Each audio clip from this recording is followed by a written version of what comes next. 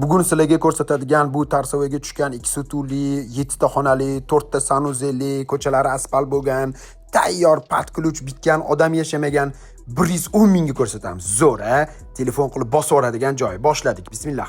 Xo'p, qo'l yuvish uchun joylari bor, gulli ekib qo'yish uchun kichkina bo'lsa ham yashil hududlari bor. Umumiy sanuzel hovlimizda bo'ladi. Xo'p, hovlimizda yana bitta addenni o'zini xonasi bo'ladi. Xohlasanglar oshxona qilsanglar bo'ladi. Hidi uy ichiga urvormaydi. Kirishimiz bilan ochiq xo'l, 2 etajli ochiq qilib foydalangan xo'l. Hozirgi kunda bunaqa proyektlar kamayib ketgan. Bu birinchi xonamiz.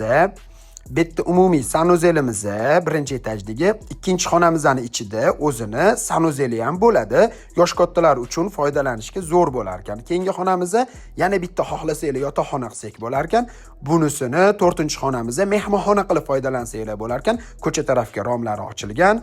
Xo'p, keyingi 5-xonani topa olmadim. O'zingizlar joylashtira olasizlar. Xohlasanglar oshxona qilib foydalansanglar ham bo'lar ekan. Uy ichida podvalga tushish bo'ladi.